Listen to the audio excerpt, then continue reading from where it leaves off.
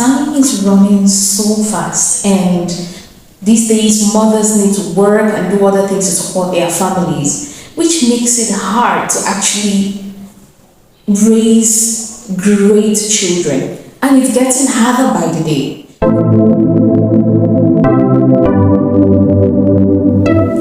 Hello, healthy moms, wherever you are.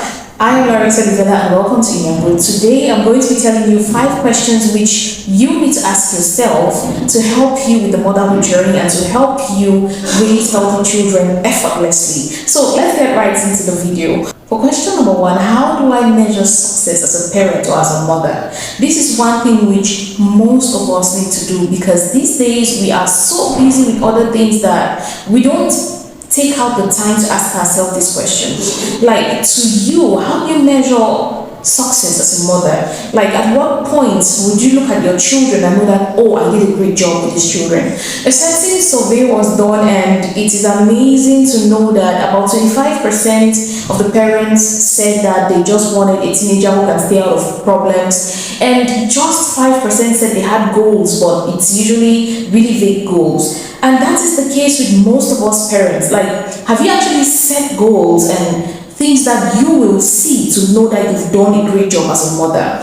It is good to want to be something, to follow a career and to provide for your children, to make sure they have food to eat and they are healthy. But there are some things that you need to know, like jot them down, because raising children is a tedious job, and if you don't do it well, for the rest of your life you might be regretting.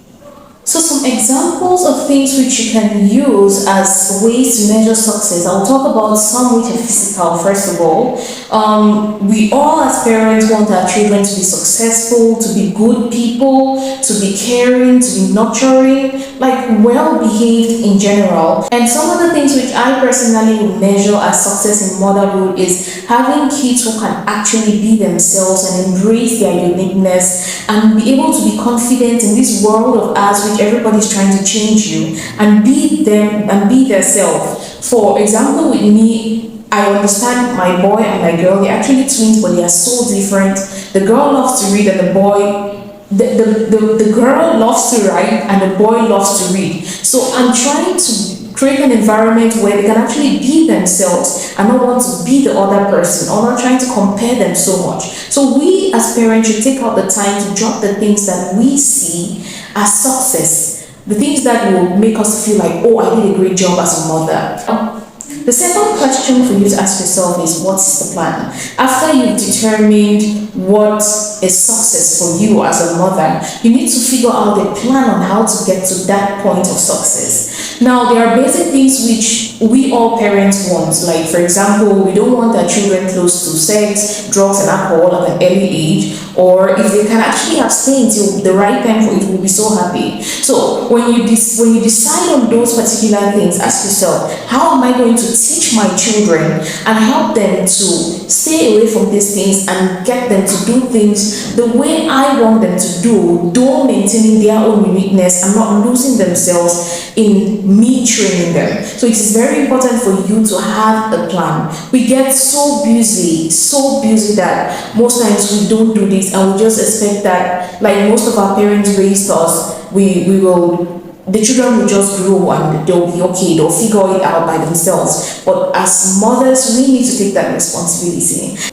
Or question number 3, what did my parents teach me about parenting? Like, what did I learn from my mother about life, about parenting, about these things? Because you are a function of learning, and everything that you know is something that you've learned from someone. And our parents, our mothers, are people who have influenced us the most in our lives. What did you learn from your parents? Because that thing is going to determine how you raise your children. What did you learn, and what are the things that you want to unlearn?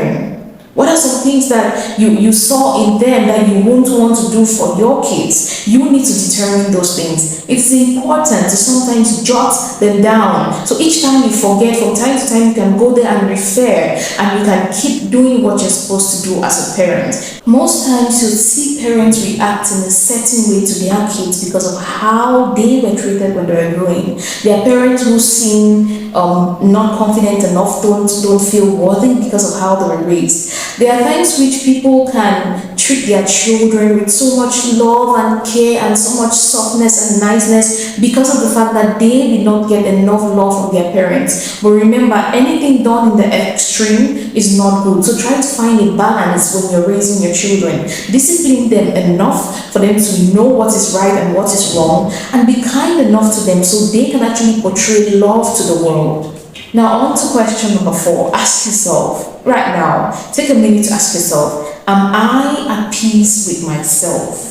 A person who is at peace with his or herself is bound to treat people better. Somebody who is dealing with so much guilt and so much troubles might just reflect all those things back at the kids. And the simple thing with kids is they learn from what you do more than what you say. You might say, I love you in a very harsh way, and that is how they will reflect love. So you have to first of all try to be at peace with yourself. Do the things that make you happy. Try to align with your purpose. Discover why you are here so that you are at peace with yourself and you're comfortable. You feel fulfilled so that you can actually be a good influence to your kids.